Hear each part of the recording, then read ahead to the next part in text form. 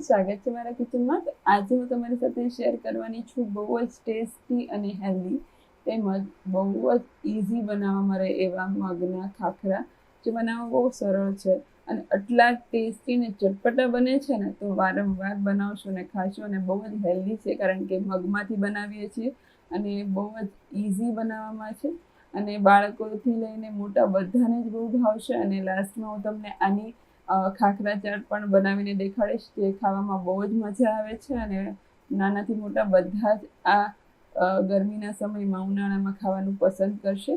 તો રેસીપી એકવાર પૂરેપૂરી જોઈ લેજો અને રેસીપી પસંદ આવે ને તો વિડીયોને લાઇક કરી દેજો, શેર કરી દેજો અને આવી જ નવી રેસીપીઝને જોવા માટે અને મને સપોર્ટ કરવા માટે ચેનલને સબસ્ક્રાઈબ જરૂરથી કરજો।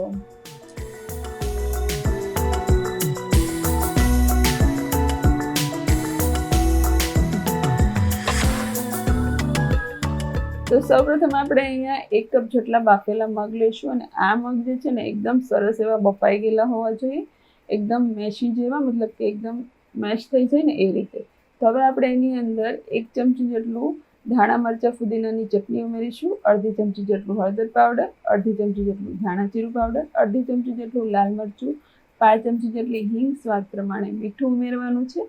ત્યારબાદ અડધી ચમચી જેટલા જીરુંને મસળીને ઉમેરી દઈશું અને અડધી ચમચી જેટલા અજમાને મસળીને ઉમેરી દઈશું અને ચટપટો ટેસ્ટ આવે એની માટે આપણે 1 ચમચી જેટલું આમચૂર પાવડર ઉમેરવાનું છે। અને ધાણા આવી રીતે તમારી પાસે સૂકવેલા પડ્યા છે તો એને પણ હું 1.5 થી 2 ચમચી જેટલા ઉમેરી દઈશ। ત્યારબાદ આપણે એની અંદર 5 ચમચી જેટલો સંચળ પાવડર ઉમેરીશું અને 1 પાળા જેટલું આપણે અહીંયા તેલ ઉમેરવાનું છે। હવે બધા મસાલા અને મગને એકદમ સરસ આપણે અહીંયા મિક્સ કરી દેવાના છે।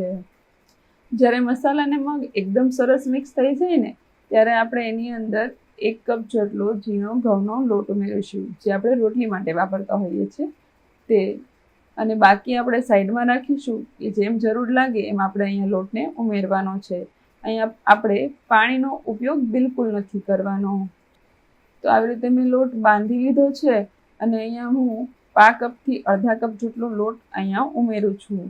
અહીંયા પાણીનો ઉપયોગ નથી કરવાનો, પણ હા, આપણે લોટ છે ને નહીં બહુ ઢીલો કે નહીં બહુ કઠણ એ રીતનું આપણે રાખવાનો છે, તો એકદમ સરસ આપણા ખાખરા બનશે। બહુ ઢીલો હશે તો આપણા ખાખરા વ્યવસ્થિત નહીં બને। તો આવી રીતે અડધા કપ જેટલો લોટ ઉમેરી દીધા બાદ આપણે સરસ એવો લોટને મસળીને એકદમ સરસ તૈયાર કરી લેવાનો છે। તો તમે જોઈ શકો છો 1.5 કપ જેટલો લોટ આપણે અહીંયા વાપર્યો છે। હવે આપણે લોટને સરસ એવો મસળીને એક સરખો ભેગો કરી લેવાનો છે। જ્યારે આપણો લોટ એકદમ સરસ એવો મસળાઈ જાય ત્યારે એની ઉપર આપણે 1 મોટી ચમચી જેટલું તેલ ઉમેરવાનું છે અને ત્યારબાદ એની ઉપર 2 થી 1.5 મોટી ચમચી જેટલું આપણે તલ ઉમેરી દઈશું। તલમાં ભરપૂર પ્રમાણમાં કેલ્શિયમ હોય છે અને જે આપણા ખાખરાને વધારે હેલ્ધી બનાવે। જો તમે લોટ બાંધતી વખતે ઉમેરો તો પણ ચાલે અને આવી રીતે ઉપરથી ઉમેરશો તો પણ ચાલશે। તો આવી રીતે તલને અને લોટ અને તેલને બધું જ એક સરખું આપણે કરી લેવાનું છે। તો આવી રીતે લોટ આપણો સરસ એવો મસળાઈને તૈયાર થઈ ગયો છે। તો આપણે આ મીડિયમ સાઇઝના લુવા તૈયાર કરી લેશું। તો એક સરખો લોટ બંધાઈ ગયા બાદ આપણે સરસ એવા મીડિયમ સાઇઝના લુવા તૈયાર કરવાના છે, જેવી રીતે આપણે રોટલી બનાવતા હોય એ રીતે જ।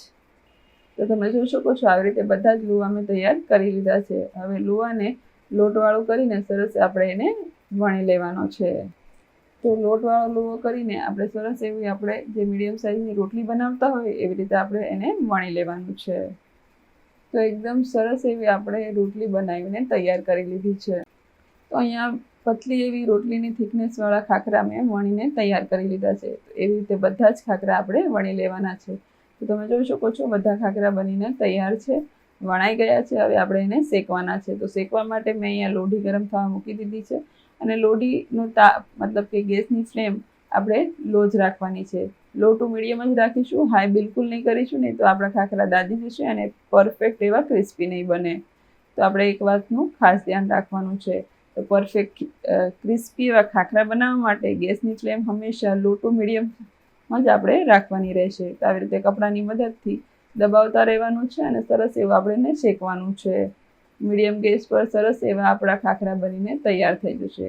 તો આવી રીતે થોડી વાર શેકવાનું છે, એને કપડાથી પ્રેસ કરવાનું છે અને સાઈડ ચેન્જ કરવાનું છે। અને જે સાઈડ તમે એવું લાગે કે આ સાઈડ ખાખરો વ્યવસ્થિત નથી શેકાયો એ બાજુ વધારે પ્રેસ કરવાનું અને એ બાજુ આપણે વધારે શેકવાનું, એ ખાસ ધ્યાન રાખવાનું. શરૂઆતમાં આપણે બધી જ બાજુ એક સરખો શેકીશું અને પછી આપણને જ્યાં એવું લાગે જે બાજુ કાચો છે એ બાજુ આપણે વધારે શેકીશું.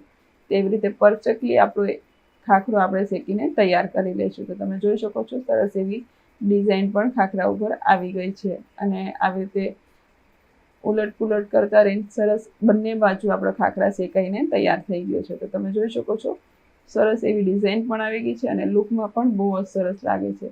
જેટલો દેખાવ છે ખાખરાનો સરસ, એવો ટેસ્ટમાં પણ બહુ જ સરસ લાગે છે.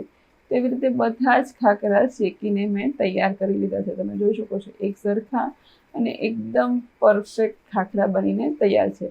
અને આ ખાખરા કોઈ ખાઈને કહેશે પણ નહીં કે આ મગમાંથી બનાવેલા છે. અને ટેસ્ટમાં આટલા ટેસ્ટી ચટપટા લાગે છે ને કે તમે બધા ફૂડ અહીંયા મતલબ કે જે ચાટ આપણે બહાર ખાતા હોય છે ને એ બિલકુલ ભૂલી જવાના છો. તો તમે જોઈ શકો છો એકદમ પરફેક્ટ ખાખરા બનીને તૈયાર છે. તો હવે લાસ્ટમાં આપણે એની ચટપટી ચાટ એટલે કે ખાખરા ચાટ બનાવીશું. આને તમે મસાલા ખાખરા પણ કહી શકો છો. તો હવે આપણે એ બનાવવાનું ચાલુ કરીએ. તો હવે આપણે એની ઉપર જે ટોપિંગ છે એ બતાવી દો. કાંદા છે, કેરી છે, કાકડી છે, ટમેટા છે ને ધાણા છે. આ બધી જ વસ્તુને મિક્સિંગ બાઉલમાં આપણે એડ કરી દઈશું. હવે આપણે એની અંદર ચાટ મસાલો ઉમેરીને એને સરસ એવું મિક્સ કરી લેવાનું છે. તો ખાખરા ચાટ બનાવવા માટે આપણે જે ચટપટો ચાટ રેડી કર્યો છે, સલાડ એ તૈયાર થઈ ગયો છે, જેમાં આપણે ચાટ મસાલો ઉમેરીને સરસ એવું મિક્સ કરી લીધું છે. હવે આપણો એક ખાખરો લેવાનો છે અને એની ઉપર ચટપટી ધાણા મરચાં ફુદીનાની ચટણી જે આપણે ખાખરાની અંદર એડ કરી છે એ અહીંયા મેં થોડીક લીધી છે અને સાથે થોડીક આંબલી અને ખજૂરની ચટણી મારી પાસે છે એ ઉમેરું છું. અથવા તો તમારી પાસે જો ટોમેટો કેચઅપ હોય તો તમે એ પણ ઉમેરી શકો છો. હવે આ બધી ચટણી અને આપણે સરસ એવી ખાખરા ઉપર સ્પ્રેડ કરી દેવાની છે, એટલે સરસ એવી પાથરી દઈશું. અને ત્યારબાદ આપણે જે સલાડ તૈયાર કર્યું છે ચટપટું એ અહીંયા સરસ એવું પાથરીશું. બાળકોને આવી રીતે મગના ખાખરા બનાવીને આવી રીતે ચટપટો સલાડ ઉમેરીને આપશો ને તો એકની જગ્યાએ 4-5 ખાઈ જશે અને મન ભરાશે નહીં, એટલા ટેસ્ટી બન્યા છે. અને ઉપરથી આપણે ઝીણી સેવ ભભરાવી દઈશું અને તૈયાર છે આપણા મગમાંથી બનાવેલા ચટપટા ખાખરા અને એની ચાટ. તમને આજની આ રેસીપી કેવી લાગી મને કમેન્ટમાં જરૂરથી જણાવજો. અને આ રેસીપી તમને થોડીક પણ પસંદ આવી હોય તો વિડીયોને લાઇક કરી દેજો, શેર કરી દેજો. અને આવી જ નવી રેસીપીઝ જોવા માટે અને મને સપોર્ટ કરવા માટે ચેનલને સબસ્ક્રાઈબ જરૂરથી કરજો. તો ફરી મળીશું આવી જ નવી રેસીપીઝ સાથે. ત્યાં સુધી બધા આવજો. Thank you so much for watching. Take care yourself.